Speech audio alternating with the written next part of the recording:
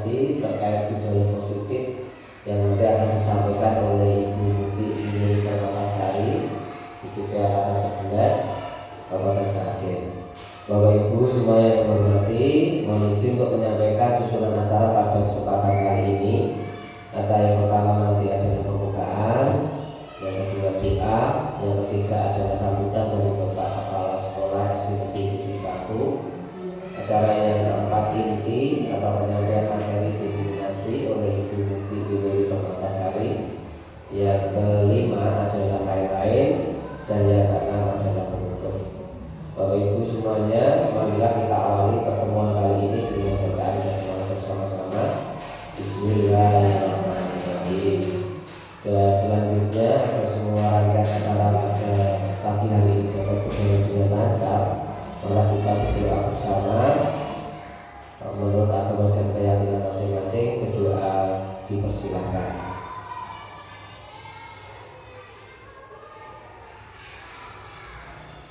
Doa selesai.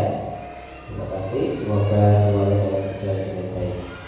Kami lanjutkan pada acara yang ketiga adalah sambutan dari Bapak Kepala SD Negeri 1 pada beliau Bapak Triwarno Sarjana Pendidikan waktu sebelumnya kami adakan.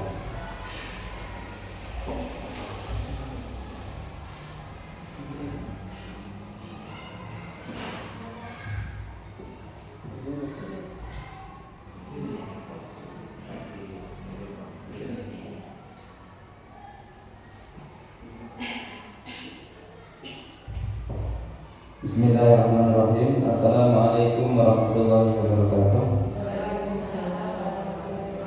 Alhamdulillahirabbil alamin. Assalatu wassalamu ala asyrofil mursalin wa ala alihi wa sahbihi ajmain. Allahumma shalli ala sayyidina Muhammad wa ala ali sayyidina Muhammad. Yang kami hormati Bapak Guru SD Negeri Gisi 1, yang terutama Ibu Muti Inul Permatasari selaku CPP Angkatan 11 dari SD Negeri Gisi 1 Kabupaten Sragen, yang pada hari ini akan menyampaikan diseminasi. Bapak Ibu yang kami hormati, hari ini salah satu rekan kita akan menyampaikan kaitannya dengan budaya positif.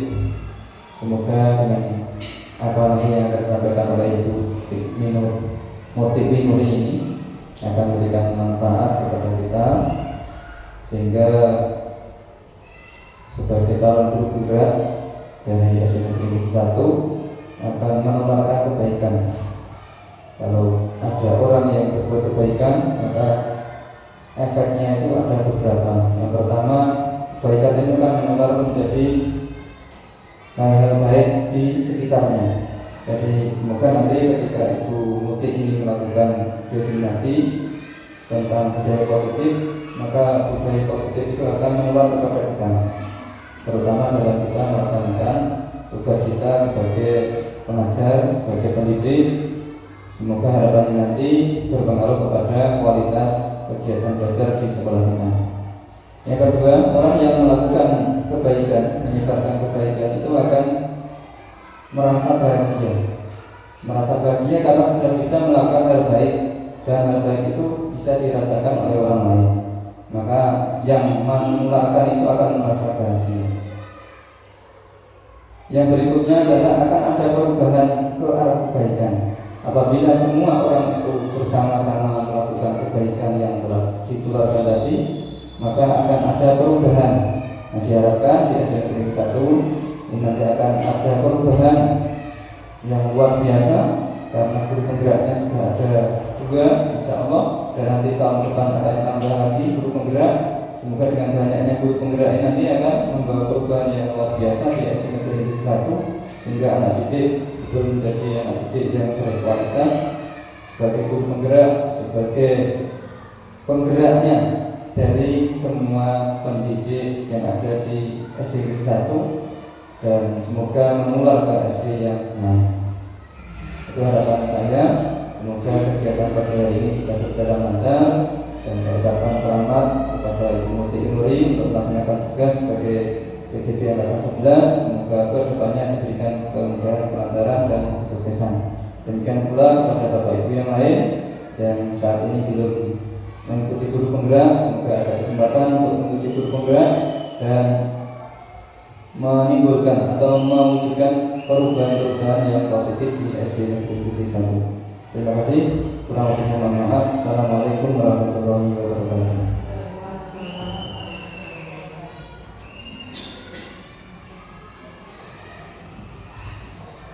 Bapak Ibu semuanya, demikian sambutan dari Bapak Kepala SD Negeri Gresik 1. Tiba saatnya kita memasuki acara inti diseminasi terkait dengan budaya positif yang disampaikan oleh Ibu Muti Ibu Permatasari.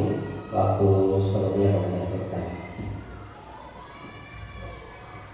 Terima kasih atas waktunya dari pembawa acara. Sebelumnya, Assalamualaikum warahmatullahi wabarakatuh.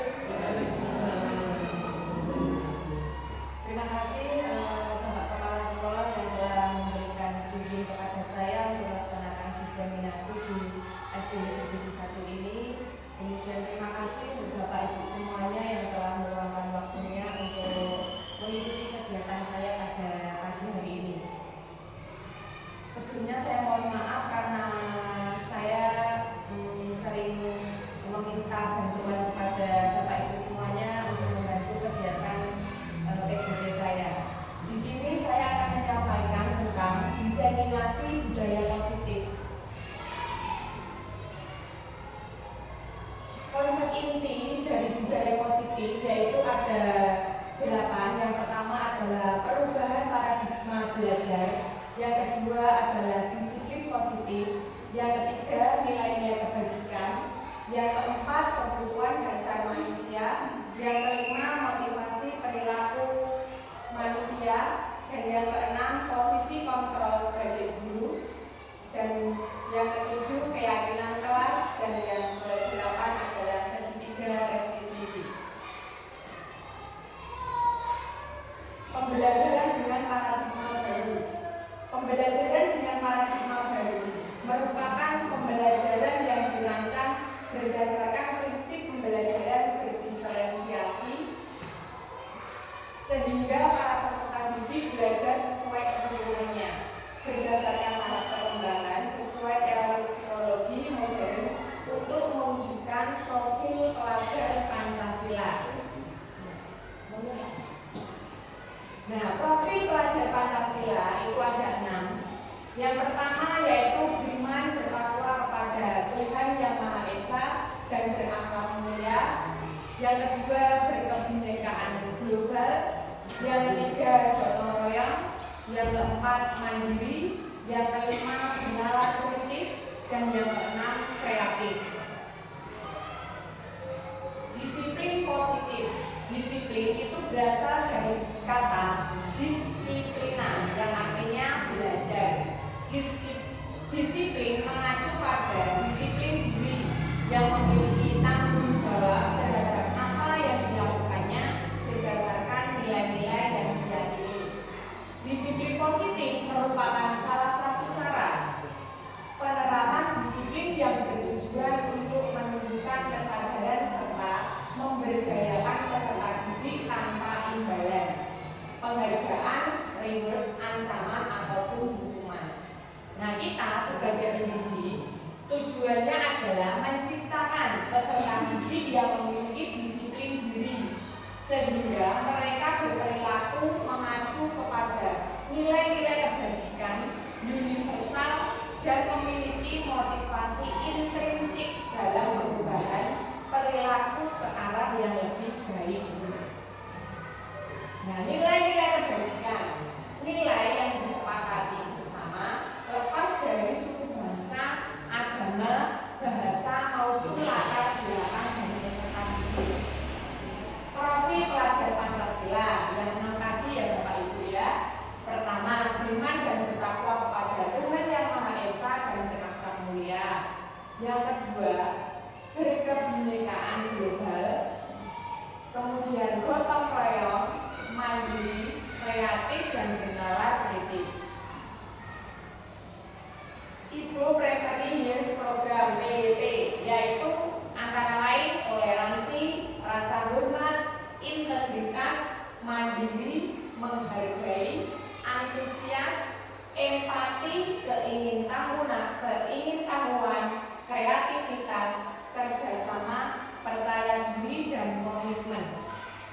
Selanjutnya yaitu keterampilan hidup atau life skill. Dapat dipercaya, lurus hati, pendengar yang aktif, tidak merendahkan orang lain dan memberikan yang terbaik pada diri. Selanjutnya tentang kebutuhan dasar manusia. Setiap manusia itu pasti memiliki kebutuhan dasar. Nah, kebutuhan dasar manusia itu adalah segala sesuatu yang kita lakukan untuk mendapatkan apa yang kita inginkan. Seluruh tindakan yang kita lakukan memiliki tujuan tertentu, dan semua usaha terbaik yang kita lakukan adalah dalam rangka agar kebutuhan dasar kita terpenuhi sebagai makhluk hidup. Nah, kebutuhan dasar manusia itu ada 5. Yang pertama yaitu kebutuhan untuk bertahan hidup. Nah, kebutuhan bertahan hidup itu apa saja? Terkait dengan makanan, pakaian, tempat tinggal, keamanan, dan kesehatan.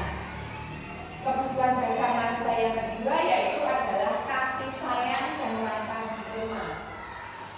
Ini terkait dengan rasa diterima, dipedulikan, berbagi, kerjasama, menjadi bagian dalam kelompok. Yang ketiga adalah penguasaan. Penguasaan itu bahwa peserta didik itu merasa memiliki harga diri, keinginan untuk dianggap, kemudian memimpin, berprestasi, diakui dan didengar. Misalnya ini peserta didik yang memiliki prestasi biasanya ingin diakui. Guru ingin diakui oleh temannya, ingin diakui oleh gurunya, orang tuanya, seperti itu. Ini adalah penguasaan. Kemudian manusia juga perlu kebebasan seperti peserta didik kita, yaitu dia merasa mandiri, memiliki pilihan untuk mencoba hal yang baru. Berarti dia memiliki rasa penasaran terhadap sesuatu hal yang baru, kemudian mampu mengendalikan arah dirinya. Setelah dia mempunyai keinginan, berarti dia juga dapat mengendalikan dirinya. Yang kelima, kebutuhan dasar manusia itu adalah kesenangan. Bahwa sebenarnya semua manusia pasti ingin merasa bahagia, merasa senang. Jika dengan peserta didik ingin bermain, kemudian humor, bercanda, antusiasme, dan kemudian tertawa bersama teman-temannya. Itu adalah 5 kebutuhan dasar manusia. Kemudian lanjut yang berikutnya adalah motivasi perilaku manusia. Motivasi ekstrinsiknya yaitu untuk menghindari ketidaknyamanan atau hukuman. Nah, kadang-kadang kita berperilaku itu untuk menghindari ketidaknyamanan atau hukuman dari guru. Kalau Bapak Ibu guru mungkin menghindari hukuman dari kepala sekolah. Kemudian untuk mendapatkan imbalan atau penghargaan dari orang lain. Biasanya motivasi seseorang melakukan sesuatu itu karena ingin mendapatkan imbalan, reward atau penghargaan dari orang lain. Jadi dia merasa dihargai. Nah, motivasi intrinsiknya yaitu untuk menjadi orang yang mereka inginkan dan menghargai diri sendiri dengan nilai-nilai yang mereka percaya. Berarti motivasi intrinsik berasal dari diri karena mereka ingin sesuai yang diinginkan oleh dirinya sendiri. Nah, ini kita masuk ke hukuman, konsekuensi, dan restitusi. Ketiga hal ini berbeda. Jika hukuman itu tidak terencana atau tiba-tiba murid tidak tahu apa yang akan terjadi atau tidak dilibatkan bersifat satu arah berupa hukuman fisik atau psikis, karena hukuman itu pasti dilakukan oleh bapak ibu guru kepada muridnya atau kepala sekolah kepada guru-guru. Kemudian konsekuensi. Jika konsekuensi ini terencana, disepakati sesuai peraturan, jadi sudah ada peraturan nanti sanksinya apa, nah seperti itu disebut konsekuensi. Kemudian murid tetap dibuat tidak nyaman, sikap guru selalu memonitor murid, selalu mengawasi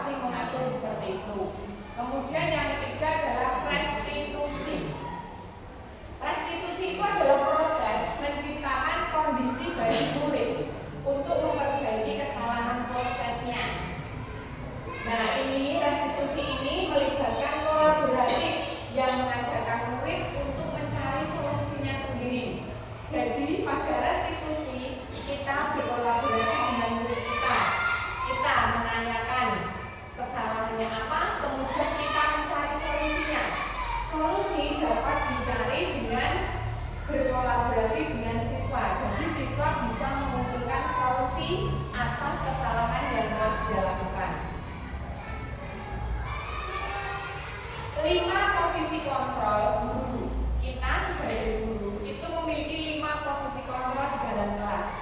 Yang pertama yaitu sebagai penghukum. Sebagai penghukum itu contohnya guru jika mengetahui siswanya melakukan kesalahan langsung memberi hukuman. Nah, seperti itu berarti kita sebagai penghukum. Kemudian yang kedua sebagai teman. Sebagai teman biasanya jika salah satu siswa kita melakukan kesalahan, kita mengajak ngobrol. Nah, seperti itu kita tanya. Nah, berarti kita memposisikan diri sebagai teman. Yang ketiga adalah sebagai pemantau. Berarti guru memantau. Kenapa dia melakukan kesalahan seperti itu? Misalnya seperti itu. Yang keempat adalah pembuat rasa bersalah. Biasanya ini dilakukan guru dengan menanyakan. Terkait dengan perasaannya.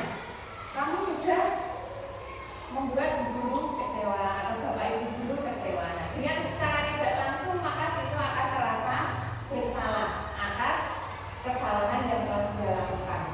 Nah, yang terakhir ini adalah sebagai manajer, pemimpin. Berarti yang mengkondisikan semuanya. Nah, seperti itu. Ini adalah 5 posisi kontrol dari guru. Contoh penerapan 5 posisi kontrol. Kasusnya ya Bapak Ibu ya, misalnya di sini. Siswa tidak memakai atribut lengkap saat upacara bendera. Seperti pada hari ini tadi, kita sudah melaksanakan upacara bendera. Sebagai guru dari 5 posisi kontrol tadi, jika guru sebagai penghukum, maka guru akan menyuruh siswa yaitu berhormat pada bendera selama 1 jam. Jika kita melakukan seperti itu, kira-kira peserta didik kita merasa kapok atau tidak? Tidak ya. Mungkin lain kali akan diulangi lagi. Kemudian pembuat merasa bersalah. Nah, ini gerak. Kita bisa menanyakan jika kita sebagai pembuat merasa bersalah, kita bisa menanyakan berapa kali ibu bapak harus memberitahu kamu selalu saja mengecewakan ibu dan bapak. Nah, seperti itu. Berarti kan dengan pertanyaan ini secara tidak langsung anak akan merasa bersalah. Kita tidak perlu memarahinya. Yang ketiga yaitu kita, Bapak Ibu guru sebagai teman.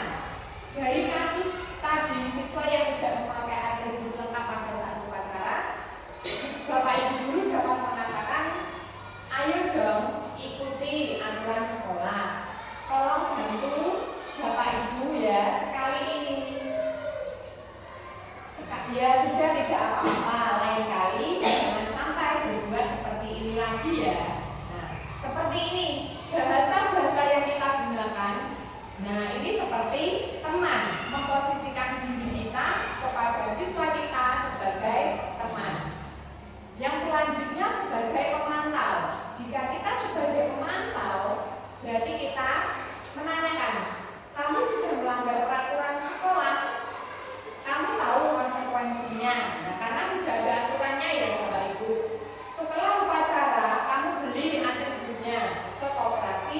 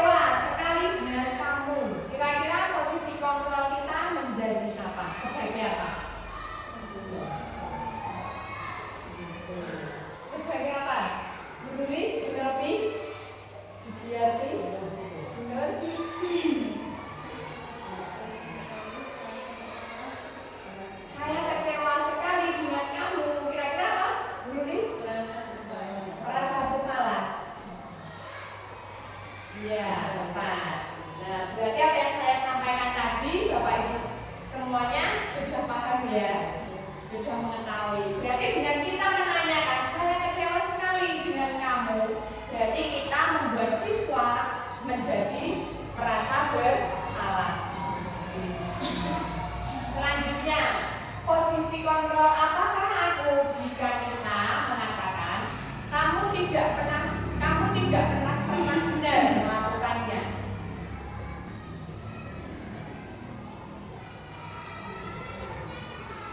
Kira-kira apa Bapak Ibu?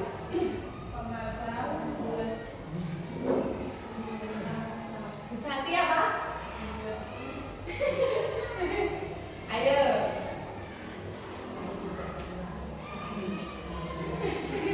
Bu Novi.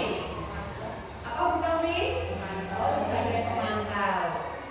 Kita coba ya. Iya. Kamu tidak pernah benar melakukannya. Berarti kita sebagai pemantau. Posisi kontrol kita sebagai guru adalah sebagai pemantau. Masih ada lagi ya Pak? Ya ibu-ibu ya. Nah ini kita coba lagi. Kita mengetahui diri kita sendiri. Posisi kontrol apakah aku? Sekarang kamu lari keliling halaman 10 kali. Apa?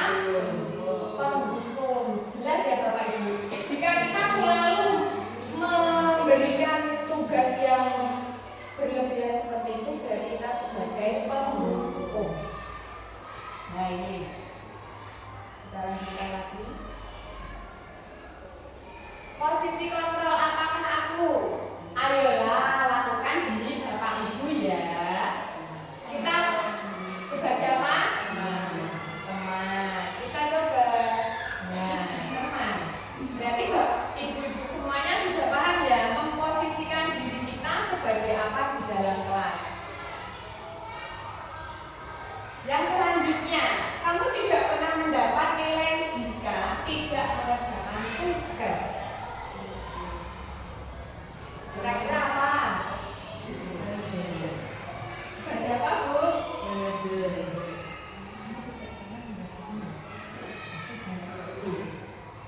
Ya, sebagai manajer. Ya. Terima kasih ya, Bu. Ternyata ibu-ibu semuanya sudah mengetahuinya. Dari 5 posisi kontrol tadi, itu termasuk gaya positif ya. Kita lanjut ke keyakinan kelas. Keyakinan kelas. Apakah ibu-ibu sudah mengetahui apa itu keyakinan kelas? Belum. Mengapa keyakinan kelas? Mengapa bukan peraturan kelas? Jika peraturan kelas ada tidak di kelas itu? Semuanya ada. Nah, mengapa keyakinan kelas bukan peraturan kelas? Nah, di sini akan saya jelaskan. Antara keyakinan kelas dan peraturan kelas itu berbeda.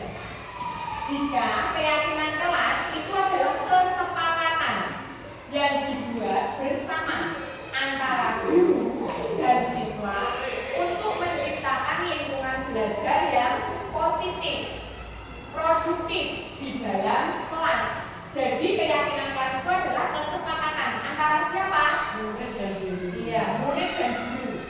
Jika peraturan kelas itu di sisi lain biasanya dibuat oleh guru tanpa melibatkan siswa. Itu sudah kita lakukan ya. Kita merefleksi diri kita sendiri. Sudah membuat keyakinan kelas kah atau membuat peraturan kelas? Kira-kira ibu-ibu membuatnya apa? Keyakinan ada. Keyakinan ada. Oh iya.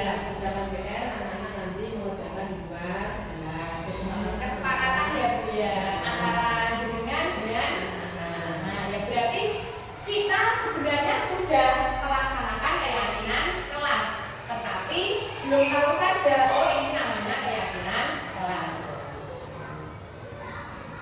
Kita lanjut. Pembentukan keyakinan kelas. Pembentukan keyakinan kelas itu bersifat abstrak, kemudian berupa pernyataan universal, kemudian dibuat dalam pernyataan positif. Jika pernyataan positif berarti kita tidak menggunakan kata tidak, jangan. Nah seperti itu dihilangkan. Misalnya, jangan datang ke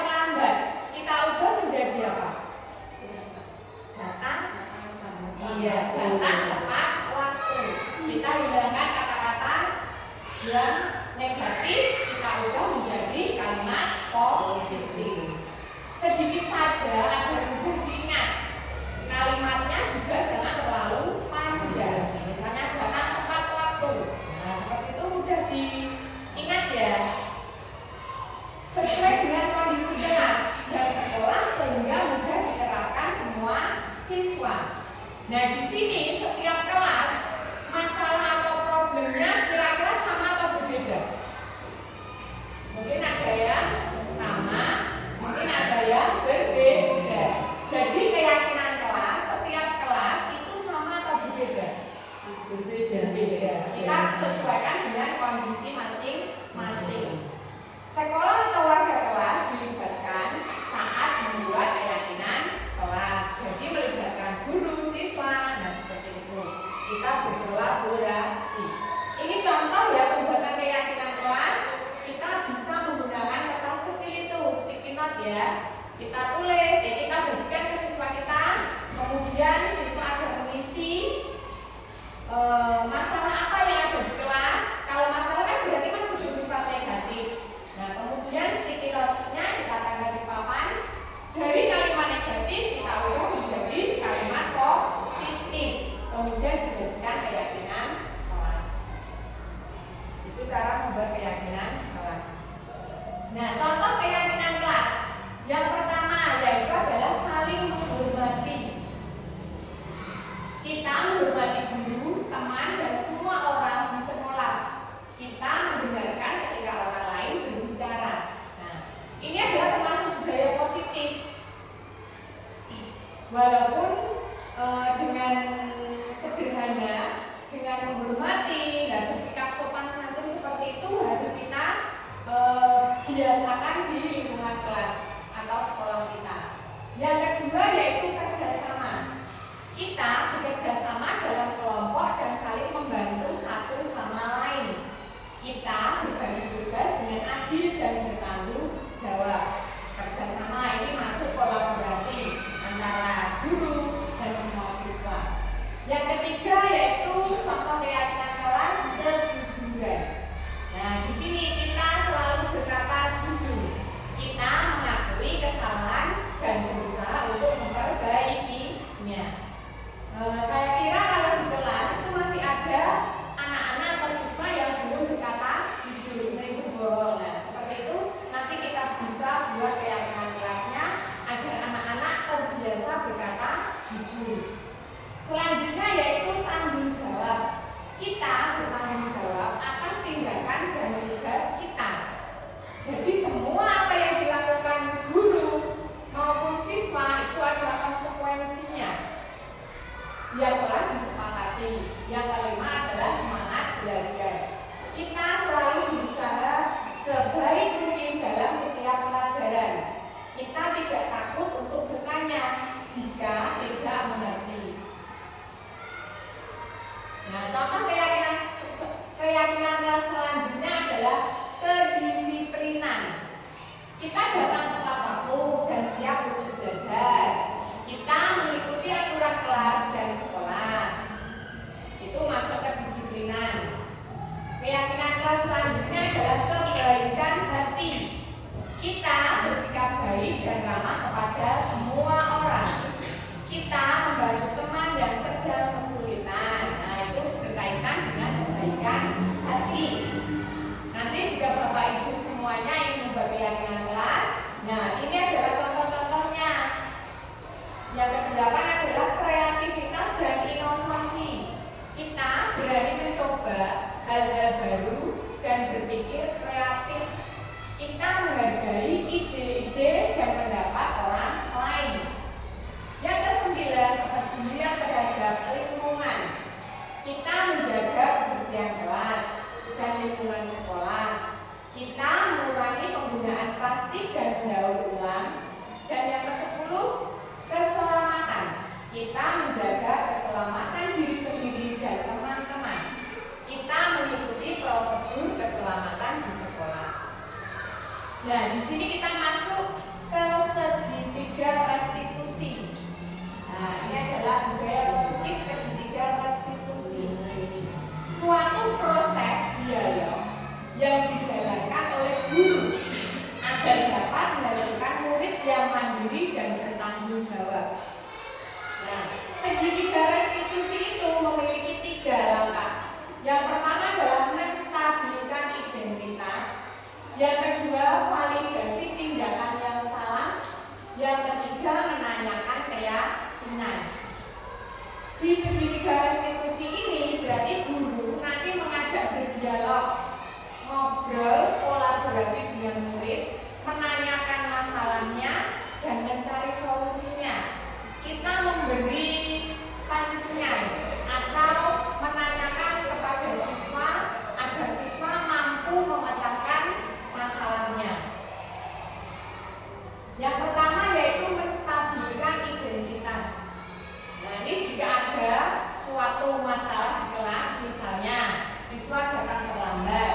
Nah, berarti kan kita harus tahu penyebabnya apa dan nanti solusinya seperti apa. Tetapi solusi siswa sendiri yang akan menggali. Kita cukup menuntun. Nah, di sini menstabilkan identitas berdasarkan prinsip membuat kesalahan adalah bagian dari proses pembelajaran. Berbuat salah itu wajar. Wajar tidak ibu-ibu? Wajar ya. Kita sebagai guru saja juga pernah membuat kesalahan. Semua manusia pasti pernah memiliki kesalahan. Tidak ada manusia yang sempurna. Semua pasti pernah melakukan kesalahan. Tetapi kita tidak akan mencari siapa yang bersalah. Nah, di segitiga restitusi ini kita tidak mau mencari siapa yang salah. Tetapi Bapak Ibu nanti ingin mencari solusi dari permasalahan dari peserta didik kita. Kita tidak perlu menyalahkan siswa kita, tapi kita menuntunnya untuk mencari solusinya. Nah, langkah yang kedua dalam segitiga restitusi itu adalah validasi tindakan yang salah.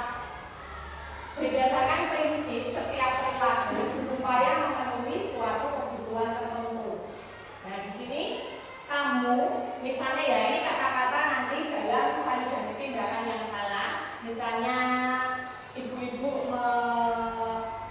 melaksanakan segitiga restitusi. Nah, di sini nanti cara untuk memvalidasi tindakan yang salah yaitu Bapak Ibu dapat menanyakan, kamu pasti punya alasan mengapa kamu melakukan ini. Nah, kita tanya, kita kan pasti tanya, misalnya siswa tadi terlambat, alasannya apa?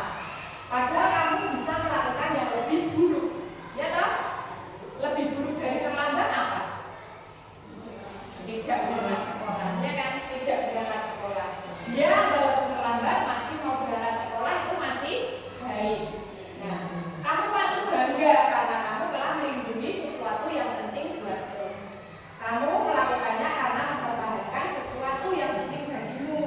Jadi dia tetap menganggap sekolah itu penting. Walaupun tadi datang terlambat, mungkin bangunnya kesiangan atau ada kendala yang lain, tetapi dia masih berusaha berangkat sekolah. Kita perlu memberikan motivasi. Guru masih bangga terhadap kamu masih mau berangkat sekolah. Jangan mengecilkan hatinya. Nah, kemudian menanyakan keyakinan kelas tadi. Nah, tadi kan sudah buat keyakinan kelas. Berdasarkan prinsip teori kontrol bahwa pada dasarnya kita akan motivasi secara intrinsik. Motivasi intrinsik tadi ya, kita ingin menghargai diri sendiri ya. Kita sebagai guru juga berusaha berangkat pagi ya, sesuai aturan ya. Sebenarnya itu kan berkaitan dengan semuanya ya, takut ditegur oleh kepala sekolah, kita juga mematuhi peraturan, kita juga menghargai diri sendiri.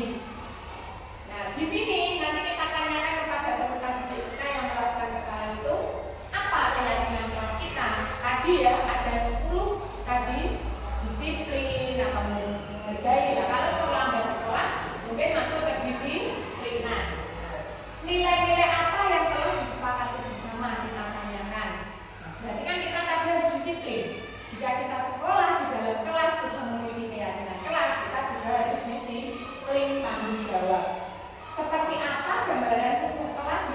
ya, menurut kamu kita tanyakan. Jika kamu terlambat sekolah, maka kamu mengganggu tidak kegiatan belajar di kelas? Nah, kita tanya. Pasti dia akan menjawab, pasti mengganggu. Ya kan Bapak Ibu? Nah, kamu ingin menjadi apa? Menjadi orang yang seperti apa? Kita tanya dengan apa ya? Dengan pelan-pelan, dengan hati ke hati, ya. Dengan perhatian kita tanya, kamu ingin menjadi seperti apa? Nah, kita cari solusinya bersama, kita gali agar dia mengeluarkan apa yang dia rasakan. Nanti kita cari solusinya, jika sudah ketemu, nah kita buat kesepakatan. Mulai kapan itu akan kamu lakukan? Kesalahanmu akan kamu perbaiki tidak? Nah, seperti itu. Terus kemudian kita pantau, kita sebagai manajer. Nah, di sini ada contoh kasus ya. Nah, contoh kasus ini nanti dibaca. Tolong dibacakan. Semoga ibu yang mau membacakan.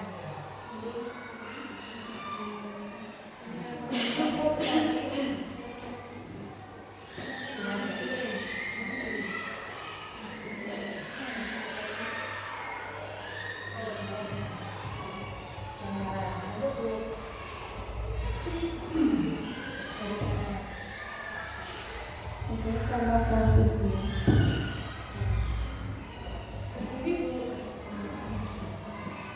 Anto dan Dino sedang bermain bersama di lapangan basket dan tiba-tiba terlibat dalam sebuah pertengkaran adu mulut. Dino pun menjadi emosi dan mengadakan kontak fisik, menarik kemeja Anto dengan kasar sampai 3 kancingnya terlepas. Pada saat itu, guru piket langsung melerai mereka dan membawa mereka ke ruang kepala sekolah. Ibu Suti sebagai kepala sekolah berupaya menenangkan keduanya, terutama Dino. Dino, sepertinya kamu saat ini sedang marah sekali. Mendengar itu, Dino pun mengalir bercerita tentang kesalahan hatinya. Ibu Suti pun melanjutkan bahwa membuat kesalahan adalah hal yang manusiawi dan bahwa mempertahankan diri adalah hal yang penting. Namun, Kak Dino memikirkan cara lain yang mungkin lebih efektif karena saat ini Dino berada di ruang kepala sekolah. Ibu Suti melanjutkan bertanya tentang keyakinan sekolah yang disepakati, serta apakah Dino bersedia memperbaiki kesalahan yang telah dilakukan terhadap Anto. Dino pun akhirnya perlahan mengangguk. Kemudian Ibu Suti balik bertanya kepada Anto, hal apa yang bisa dilakukan Dino untuk memperbaiki masalah? Anto menjawab, saya perlu kancing saya diperbaiki, Bu. Ibu saya akan sangat marah kalau melihat kancing baju saya sampai copot 3 kancing begini. Ibu Suti pun kembali bertanya ke Dino, apakah yang akan dia lakukan untuk menggantikan 3 kancing Anto yang terlepas. Dino berpikir sejenak, namun menjawab, wah tidak tahu Bu, saya lem kembali mungkin ya Bu. Ibu Suti berpikir sebentar dan menanggapi, kalau dilem akan mudah terlepas kembali Dino. Bagaimana kalau kamu menjahitkan saja? Bersediakah kamu? Dino tampak ragu-ragu dan menanggapi, menjahit? Mana saya tahu bagaimana menjahit, Bu. Ibu Suti meneruskan, apakah kamu bersedia belajar menjahit? Dino berpikir sejenak, memandang ke meja Anto dan menanggapi, yang mengajari saya siapa, Bu? Dengan cepat Ibu Suti menjawab, Pak Irfan, guru tata busana.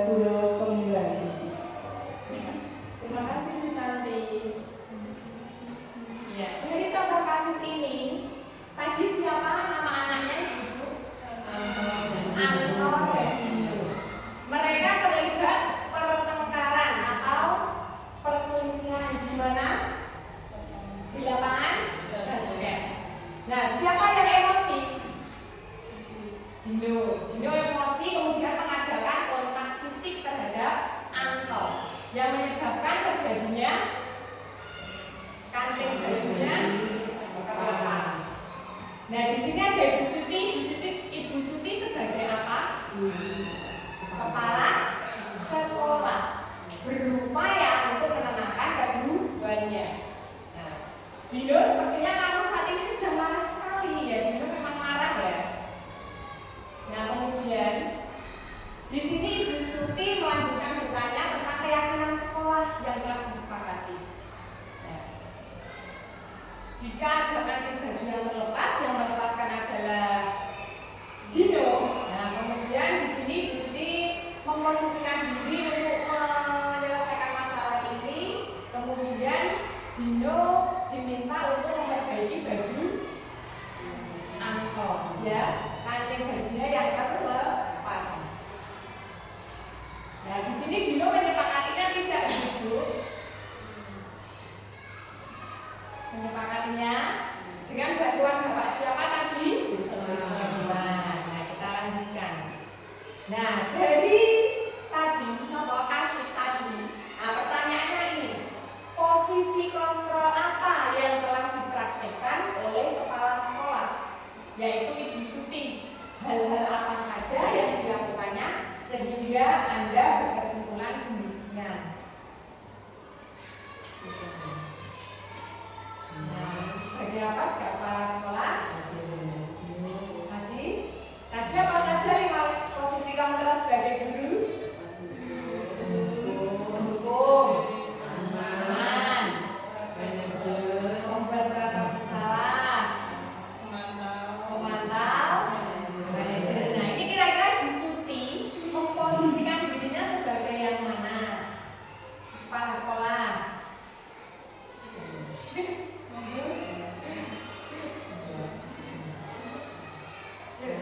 Nopi ya, dijawab Nopi.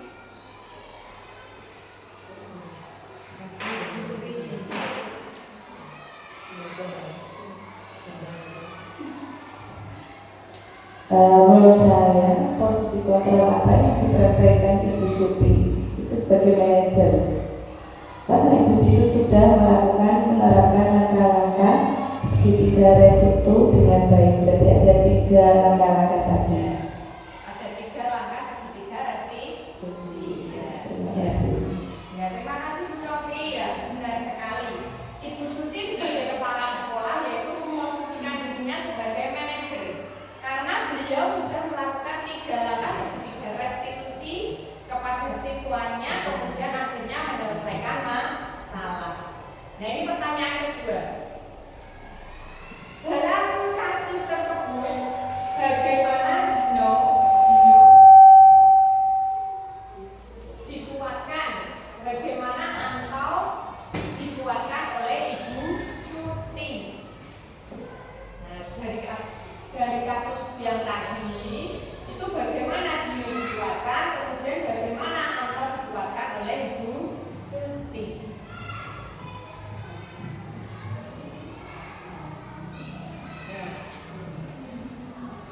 Monggo Bu Yati.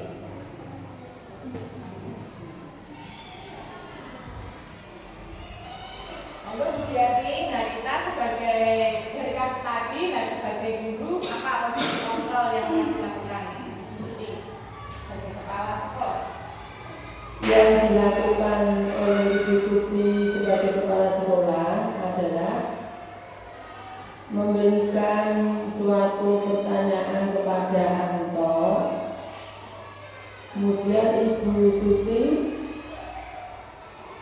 memberikan pengarahan agar Anto bisa untuk memilih salah satu yang pertanyaan oleh Bu Kepala, yaitu untuk mengikuti istilahnya kursus ataupun kursus menjahit, sehingga anak akhirnya mau dan diarahkan oleh Ibu Kepala sekolah tadi, yaitu oleh Ibu Suti. Ya. Terima kasih Bu Yati. Ya, memang benar sekali. Tadi Ibu Suti sudah menanyakan hal apa yang bisa dilakukan Dino untuk diperbaiki masalahnya. Nah,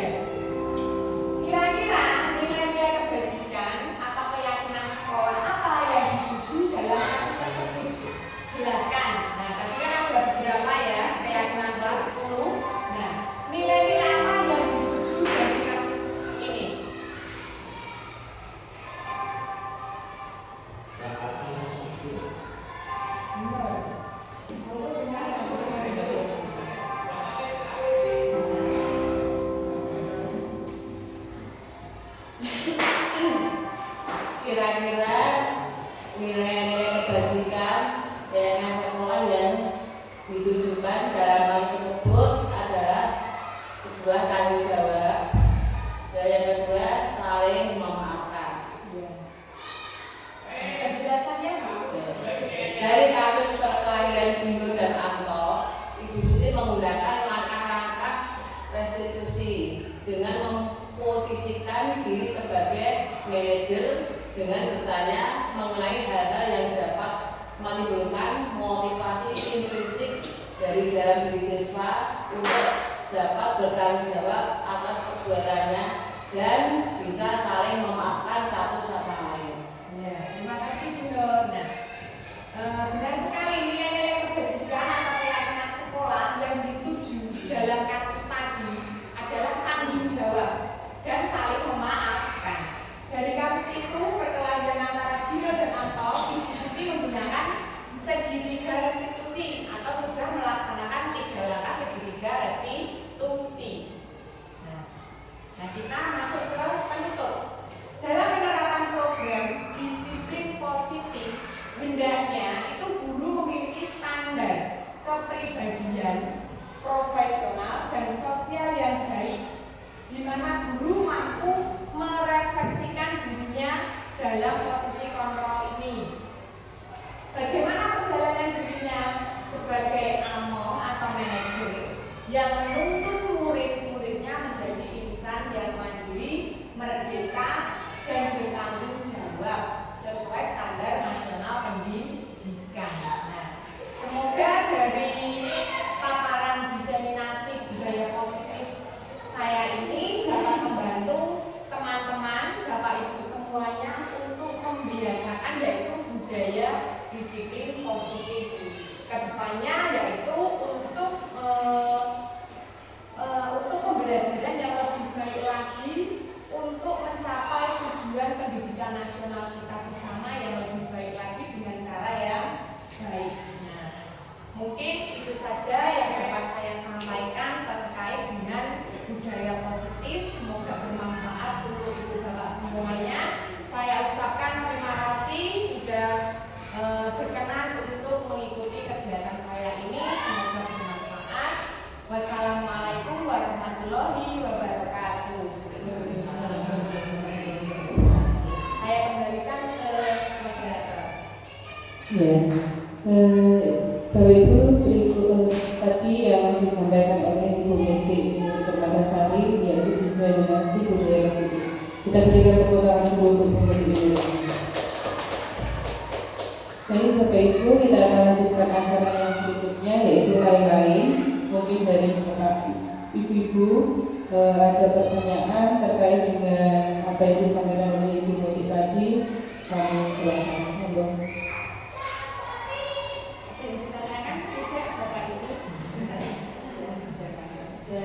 Jika sudah paham, ngerti, nanti mungkin bisa ya kita praktekkan dalam kegiatan sehari-hari. Mungkin masalah akan timbul jika sudah mempraktekkan. Iya, Bapak Ibu, jika tidak ada pertanyaan, mungkin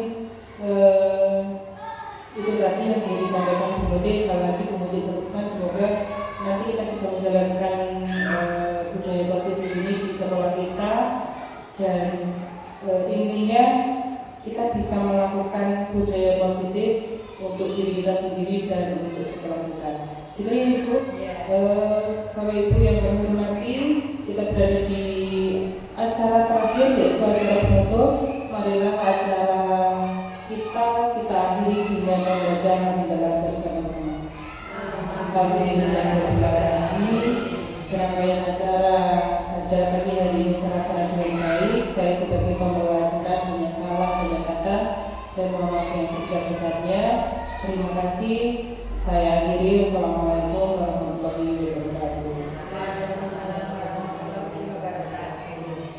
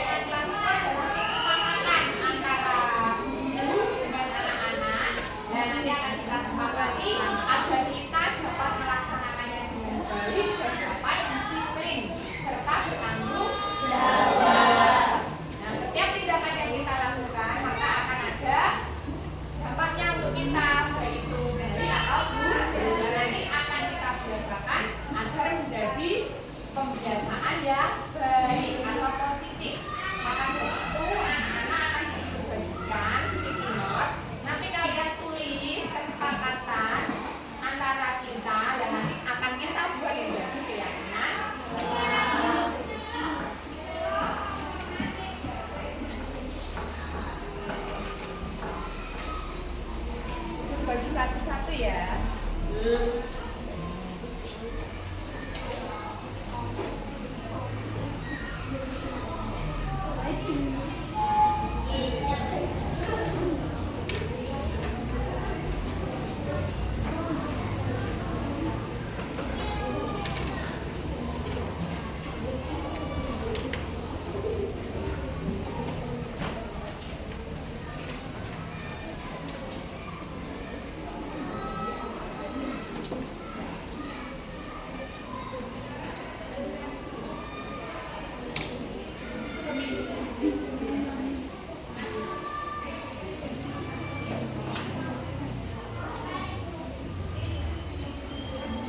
Silakan tulis satu saja.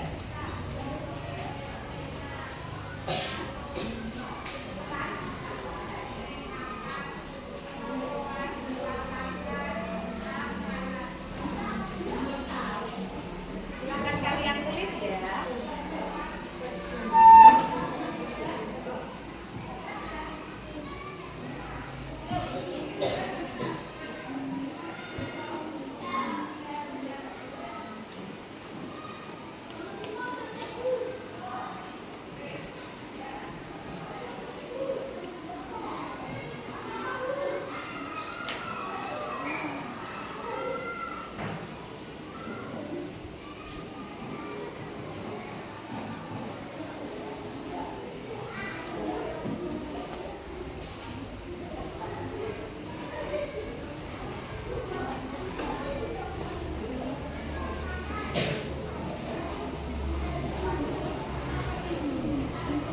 Jika sudah ditulis, kemudian ditempelkan di papan tulis ya.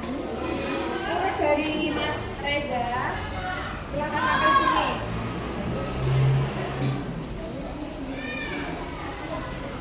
Nah, yuk.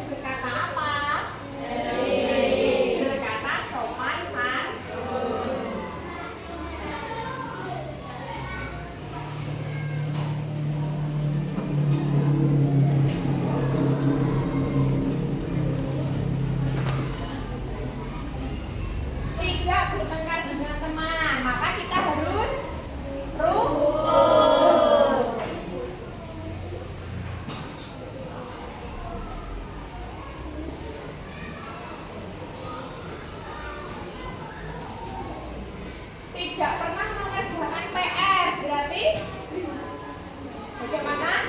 Jika tidak mengerjakan PR maka nanti akan dapat sanksi ya. Berarti PR dikerjakan di rumah. Berarti harus mengerjakan PR. Harus mengerjakan PR.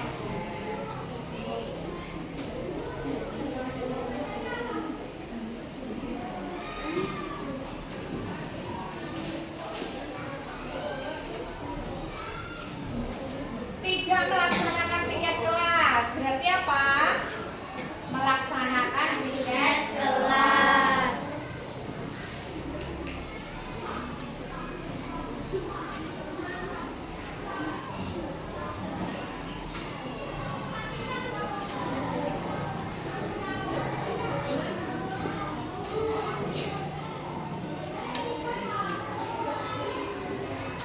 Tidak boleh membuang sampah sembarangan. Kesepakatan kita membuang sampah pada tempatnya.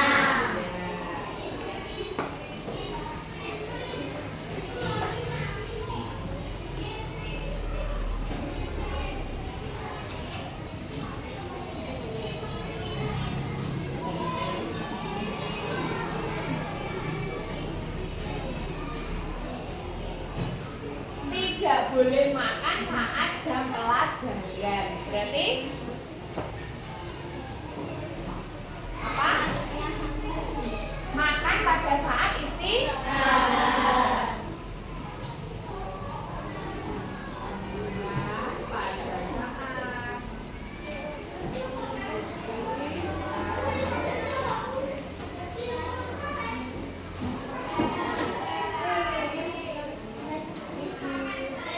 tidak boleh datang terlambat. Datang tepat waktu. Iya.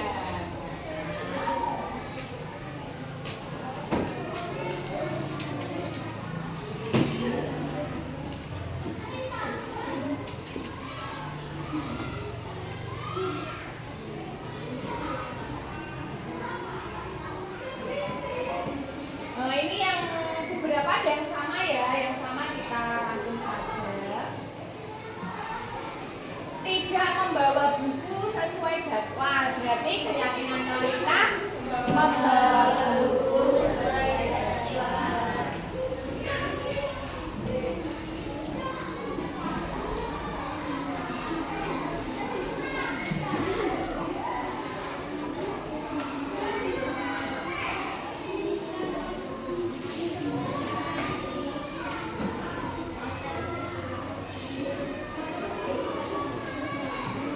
Tidak memakai seragam lengkap. Berarti seragam sesuai apa? Seragam sesuai hari dan lengkap. Berseragam lengkap ya. Berseragam lengkap.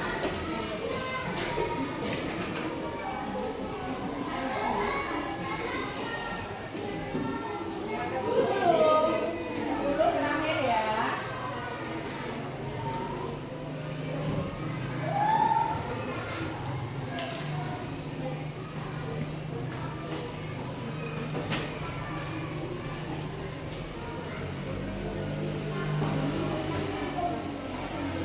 Keluar masuk kelas tanpa izin. Berarti harus izin. Berarti izin ketika mau keluar kelas.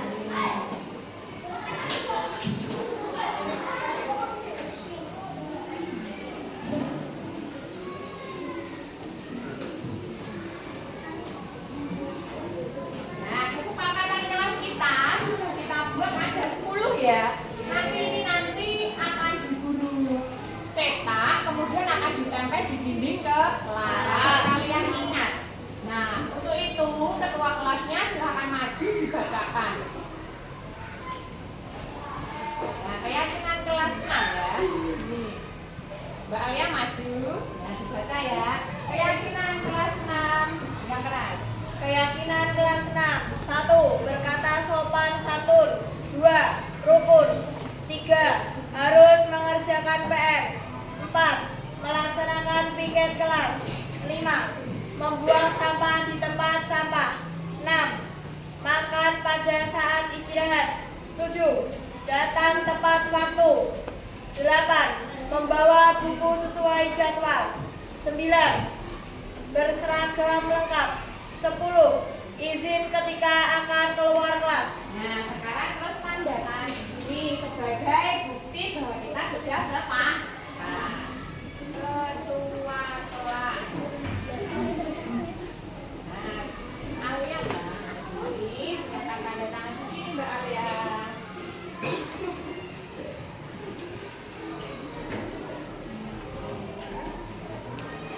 Terima kasih Mbak Alia, silakan duduk. Tepuk tangan.